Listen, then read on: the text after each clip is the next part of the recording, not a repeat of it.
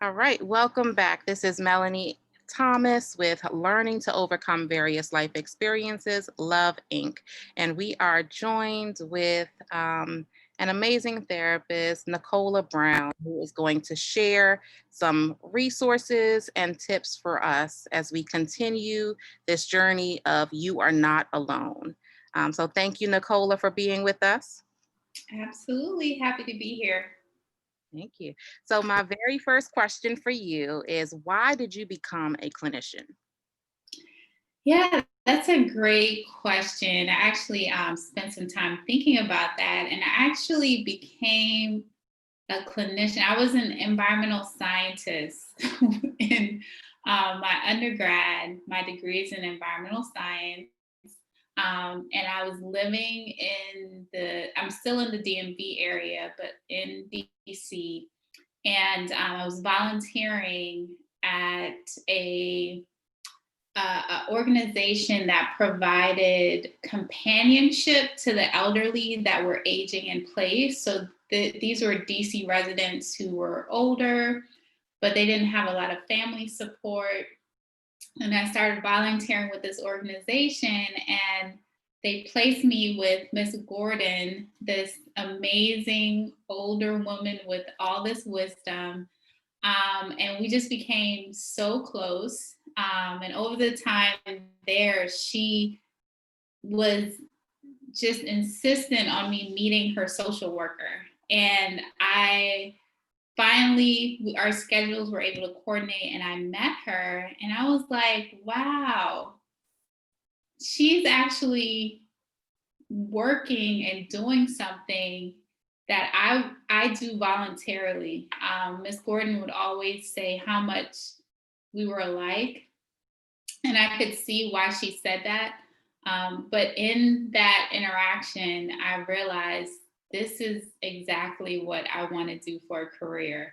I want to be able to help people. I want to be able to serve people. I want to be able to be a support for people. And I realized at that point, I wanted to change my career path. And from there, I decided I was going to go to grad school to become a social worker. And that's how I started. But I've always been someone who cares deeply for people. That's just been something that has been a part of my makeup. Awesome. Thank you. And I can attest to that caring for people deeply. I remember as a young person, I looked at you as my mentor. Um, and you were always there to offer advice and just help guide me. So thank you for that. You are welcome. You're welcome. Yeah. So what is your advice for knowing when to seek professional mental health help? Hmm. Well, a lot of times people think that it's at the point where they're in crisis that they should reach out for mental health services. But I encourage people to consider mental health as a part of their to treat it the same way they would treat their physical health. You don't always wait till something is really you become physically ill, or you have a broken leg. You don't wait till something is really urgent to go to the doctor. You might realize your leg is swollen, or something is wrong, or there's a pain in your leg, and then you go. I think about mental health in a way that we can think of it as something that can be preventative. um, if we start thinking about getting mental health checkups like you would your physical annual exam that you go for every year, our mental health can be looked at in the same way. We don't have to wait for an emergency. And usually, when it's an emergency, it's a little bit too late, because usually in an emergency, you want the clinician to have some kind of background information to be able to support you through whatever you're going through. And when you're in crisis, it's hard to build a rapport with someone. So I really encourage people, even if they don't need therapy weekly, to consider going once a year, once a quarter. Right now, we're in a pandemic and a lot of people need support. So I just encourage people to think about it as something that they do regularly as a normal part of their wellness checkups. Perfect. I like what you said, that we need to do and we should normalize where we have mental health checkups. That is really, that's some really good advice, and it's really important and imperative to kind of help um, demystify, the thoughts of needing therapy, or just all of that. And we really do. I do believe that prevention is the cure, where we shouldn't. I feel like our society is so reactive, where we just wait to react to a crisis instead of trying to put things in place to respond and have a plan in place, right? Preventative measures. So that was great. Thank you. All right. So, what is one myth about seeking therapy? You can share more than one, but Mhm. what are some myths that you found that people Mhm. often talk about? Well, I think for what I just shared is one of the myths that I would want to debunk is that therapy is only for when you're in crisis. Therapy is for whenever you feel like you just want to talk with someone, and the clinician will determine whether or not it's something that needs to be clinically treated, or you might need some other type of support. But removing the stigma around it needing to be an emergency, suicidal ideation, or a major life transition, a divorce, or something very traumatic in order for someone to go to therapy. You could just be feeling a little bit down. You could feel lonely. You could be feeling um, confused about certain emotions. You could be dealing with relationship issues, sexuality issues. All those things are reasons to talk with someone, because our emotions manifest physiologically. And so it is going to end up showing up in some way if we don't deal with it. Another myth that I think is important to debunk is kind of in an area that I'm really passionate about, which is the faith-based community. And it's the idea that, for Christians in particular, you you don't need to go to therapy because you have God. You should be able to pray, or you should be spiritually strong enough to handle certain life events.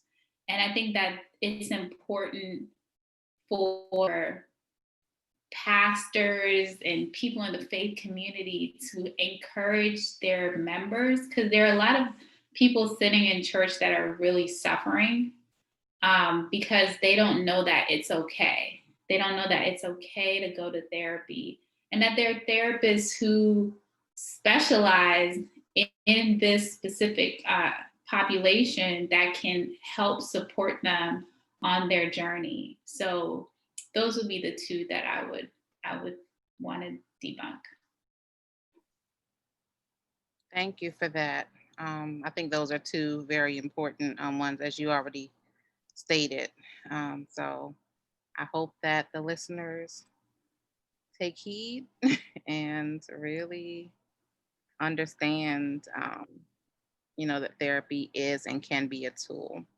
And while we're talking about being a tool, what are some of the benefits of therapy that you will say? I know you've mentioned some already, but if you can share any additional benefits uh, Sure. of therapy. Sure.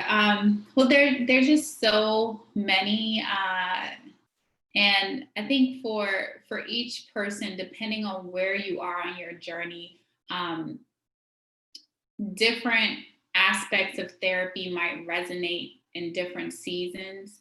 But one of the things I think that's really important right now for people, especially people who are isolated or practicing social distancing or physical distancing, is to have support.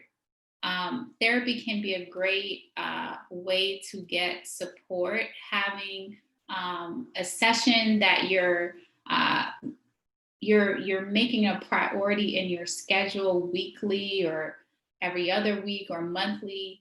Having someone check in on you as far as accountability, I think, is another benefit. A lot of times we set goals and we have no one holding us accountable to them. And our therapists, depending on the type of therapeutic approach they're using, can be a great source of support in the way that sometimes it's challenging because they're going to remind you of the thing that you said you wanted to do, the goal you said you wanted to work on. So supporting you with accomplishing your own goals. Another benefit is just having an objective person.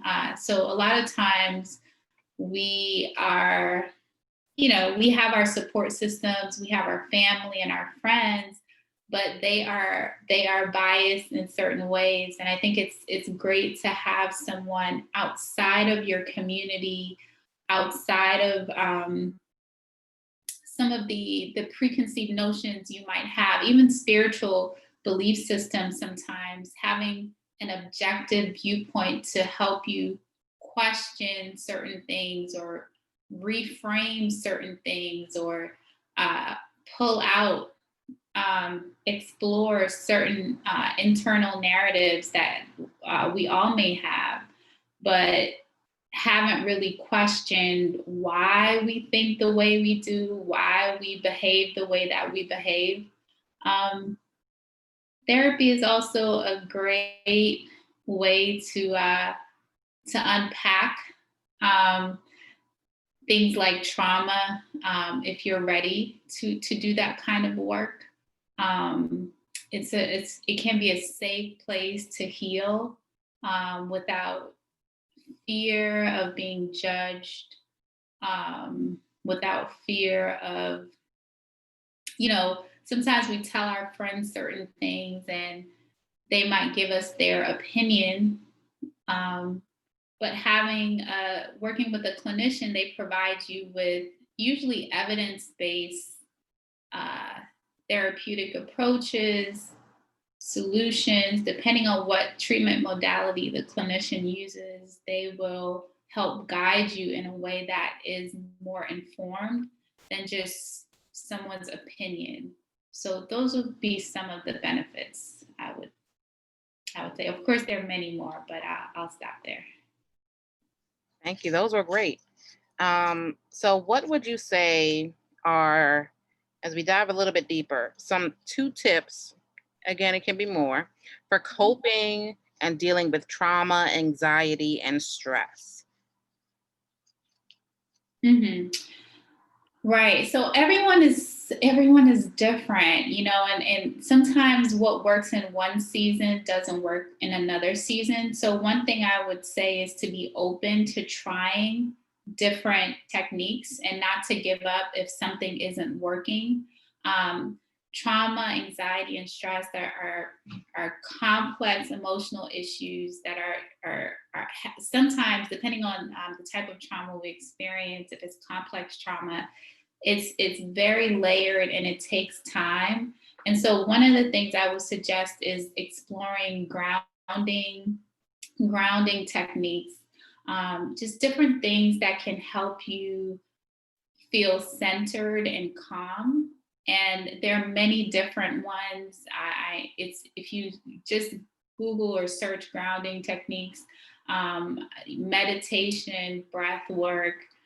There are just many things that you can do. And the purpose of it is sometimes when we're triggered, we can be somewhat disconnected. And so grounding techniques can be a way to bring us back to the present moment And that can be helpful when we're dealing with anxiety, some kind of trigger from a traumatic event, or dealing with stress.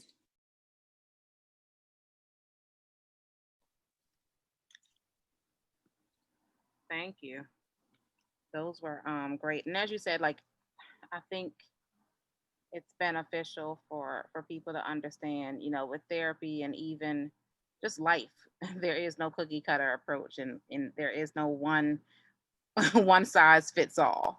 We each come with complex and different things that we bring to this life's puzzle, and we need specialized and catered treatment. Um, depending on what it is that we need. So, hopefully, as people are listening to this, that they'll see or understand that, okay, just because my situation may be different does not mean that something is wrong with me, but it's just that that approach may not work for me. And that doesn't mean that all hope is lost, but that they just need to find what works and be patient with the process, right? Absolutely. And what you shared about like the art therapy or expressive therapy, I think is important, because there are just so many different treatment modalities. Particularly with trauma, you want some kind of treatment modality that includes some kind of physical movement, because trauma does show up in our body, and our body kind of holds those traumatic experiences. So understanding that talk therapy may not always be the best solution for everyone, but becoming comfortable with exploring with the clinician what other treatment modalities could be helpful, and feeling a lot of times people start therapy and they think the therapist is the expert, but the reality is the client is the expert. You're the expert on your life, and you are aware of the things that you need more than the clinician. We're drawing it out, but if you're on your journey and you realize something isn't working, it's important to communicate that with the clinician. And a lot of times people are afraid to do that, but it's part of also it's a part of your healing to be comfortable expressing when something uh, isn't going well, or you don't feel like you're growing and evolving. It's important to communicate that with the clinician so they can adjust, or perhaps make a referral to make sure that you get the help that you need.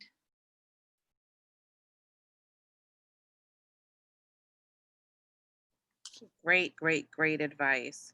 So, if we can get a little bit more into some of the services that you provide for others, or like your area of expertise, and then after that, um, if you feel inclined to share any other resources that you may know of that other people can look into. Yeah. Sure. So I work primarily with uh, women of color, African American women, um, who are dealing with depression, anxiety, adjustment disorder, trauma. Those are primarily the areas I work on. Of course, there are other areas that I work on as well, but those are my specializations. I What was the second thing you said? I'm sorry, I was trying to look at it really quickly. Oh, What no, was the you're fine. second thing you Uh, said? so what services do you offer? Or And what other resources would you recommend for people to look into? Okay, so I provide individual counseling right now. When I was in an office setting, I provided couples counseling as well. But as I'm 100% virtual right now. I don't provide couples or family therapy virtually. So I also do provide some coaching, not as much right now, and trainings. And I don't do that as much right now. Right now, I'm primarily doing individual counseling. As far as resources, is there a specific type of resource you're referring to? Like, as far as someone just starting out with counseling, is that what you're? Yeah, I think for someone that's just starting out, where would you tell them to look to help find a clinician, or where would they start? Sure. So, uh, sometimes it's great if you have a friend that is working with a clinician that is having a great experience, that you can talk to that friend, because that's a little bit more intimate. You can ask questions. If you don't have someone in your life that you can talk to directly, I would suggest trying. There's a podcast for therapy for Black girls. There's a podcast, and there is a specific podcast, and I don't remember the number of it, but it's called How to Find a Therapist, and it goes through the steps to finding a therapist. So I would suggest starting there. I would also suggest reaching out to a therapist through Psychology Today or Therapy for Black Girls or Therapy for Black Men, and contacting the therapist via email, or if they have a phone number, and requesting a consultation. And typically, clinicians will offer a consultation for free. It's usually about 15 to 20 minutes, and it gives you an opportunity to ask questions. So some of the questions you may want to ask is, what type of insurance do they take? What type of treatment modality do they use? Meaning, um, what type of approach will they be using in the sessions? And that's important for you to know, because if you may have a certain expectation, but depending on the treatment modality the clinician uses, it may be different. So it's good to get that type of information up front.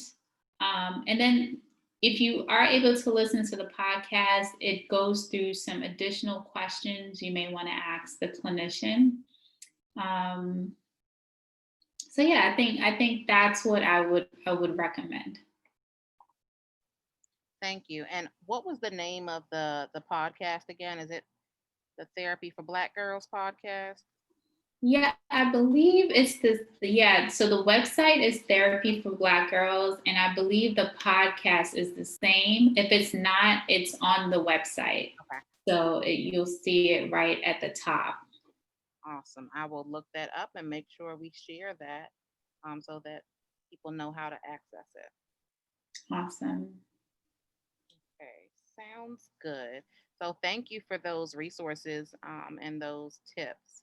So as we're moving on, like today, actually last night, I Mhm. just was kind of caught off guard and just really shocked by some news of, someone that I know that passed. And this year, I know many have been experiencing grief and, loss on so many levels.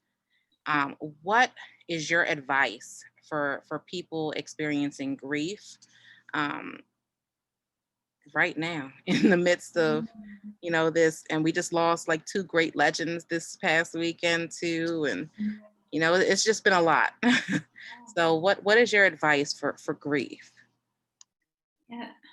Well, first of all, I'm sorry to hear about the loss of your friend or loved one, and my condolences to you and their family. Thank This year has been such a difficult year in so many ways. And I think one of the things that's really come up is how, particularly in America, we don't really know how to grieve. As a culture, as a society, we don't really have a process around grief. I think the advice I would give is to know that grief is messy. And sometimes I don't know, a lot of times people show this like little graph of the stages of grief, and it kind of helps people look at the trajectory they think they're going to follow. But actually that's really not how grief is. It's filled with ups and downs. It feels like waves at times. It feels heavy at times. The thing I would say is to allow yourself to feel those emotions. Um, it's difficult to sit with the pain, and a lot of times we try to avoid things that are painful, and we don't know how to be with that kind of pain.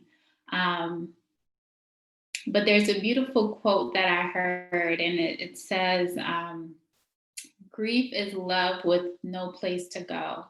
And that is a powerful reminder that sometimes the grief we're experiencing is because we love someone and we don't know how to express that anymore, without the person physically being here. But then sometimes grief is complicated because sometimes our relationship with that person was complicated. And it's remembering that part of what you're going through is learning how to let those emotions of confusion and pain and anger and fear, um, be a part of your day to day. It won't necessarily always be that heavy, but initially, sometimes it is. And it's okay. It's okay. Um, it's okay. And I think in our culture, unfortunately, we don't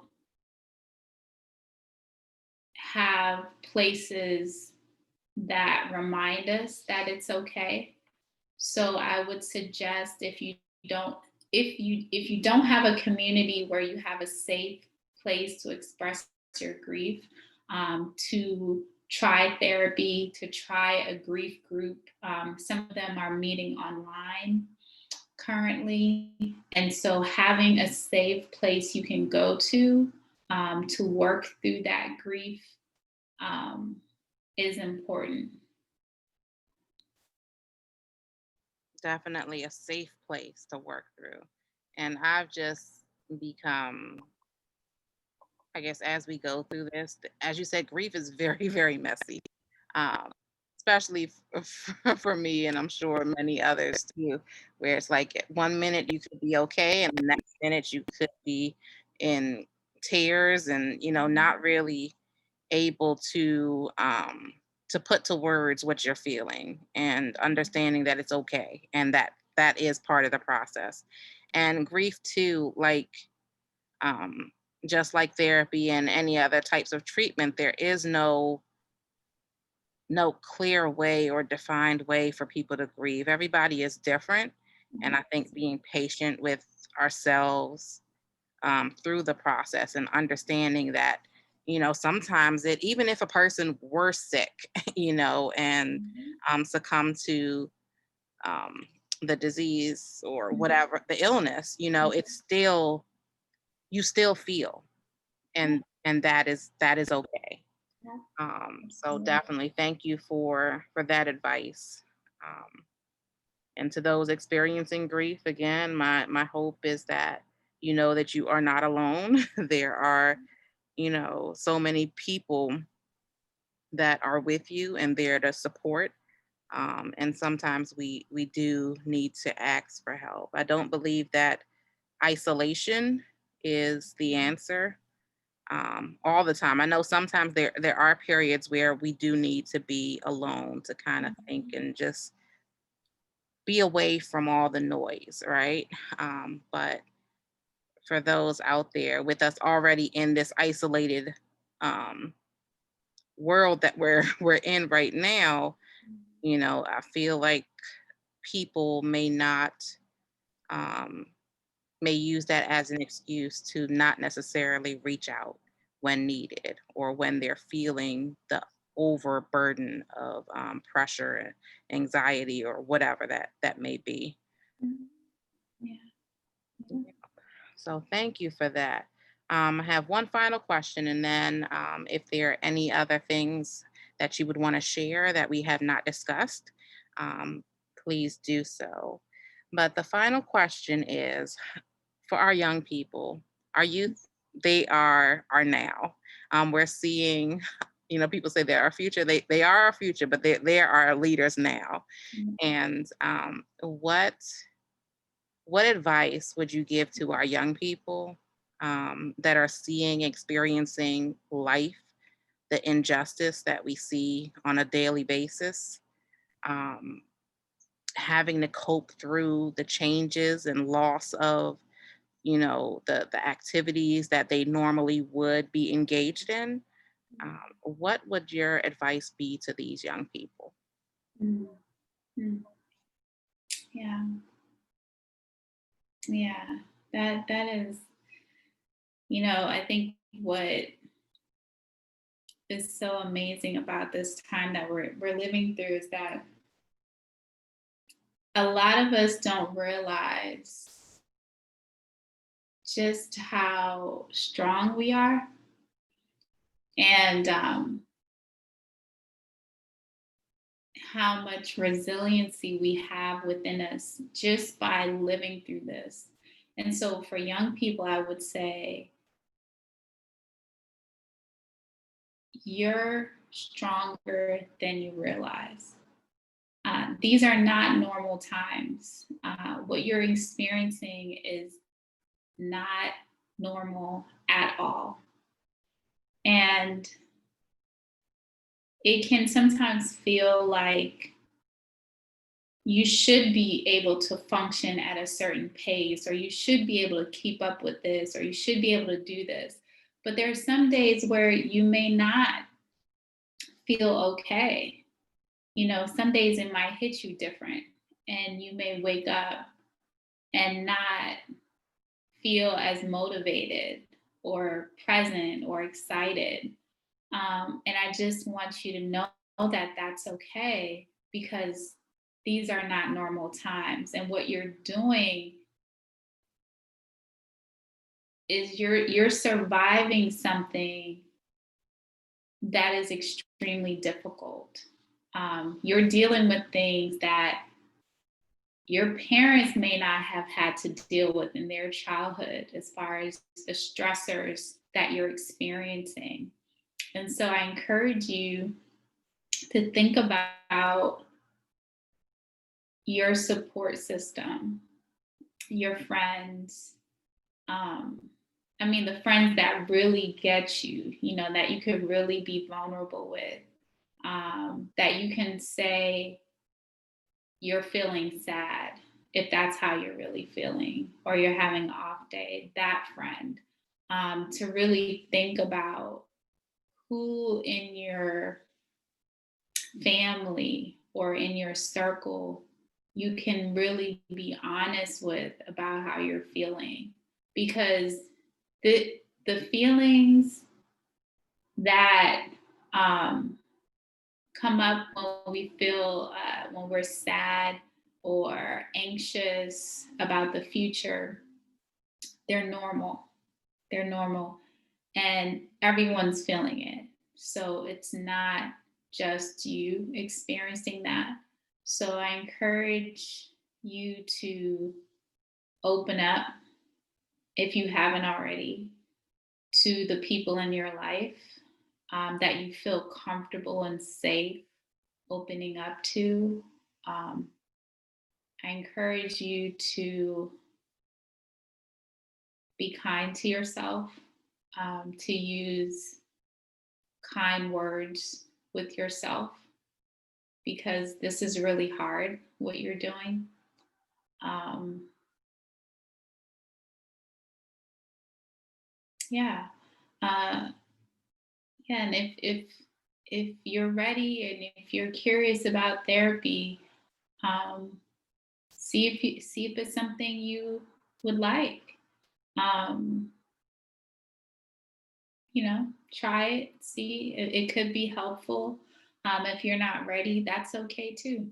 But I just want to encourage you to think about safe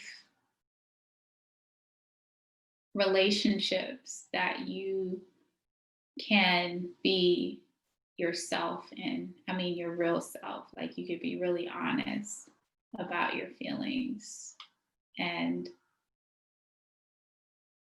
not pretend or hide your actual feelings, to really seek out those relationships if you don't have them. That is perfect advice. Safe relationships, especially in this day and age. It's imperative for us to have um, good sounding boards and people that would be giving us good advice and not necessarily leading us or encouraging us to do things that would be detrimental to our health or safety or anything of that nature. Mhm. So thank you so much for that, for taking part in this interview. Is there anything else that you want to add or share that you did not get a chance to? No, I think I shared everything I wanted to say. I can't think of anything right now, so I think I'll just end there. Awesome. Well, thank you so much, Nichola, again for your time. Thank you for all that you do to the community and the do for the community rather, and your clients and everything. And we will make sure and share how you all can stay connected with Nichola, and just get connected and really understand and get access to some resources, and even maybe therapy through her services. So thank you again for your time. Thank you to the listeners. You've been listening to Melanie Thomas and Nichola Brown. And again, with learning to overcome various life experiences, abbreviated LOVE, where we are raising the bar and we are stressing and really pushing for mental health and a focus on demystifying, seeking therapy, and self help. Self help and self love is not selfish. So just continue to look out for yourself, and in doing so, you will be benefiting so many others. All right. Thank you all for your time. Take care.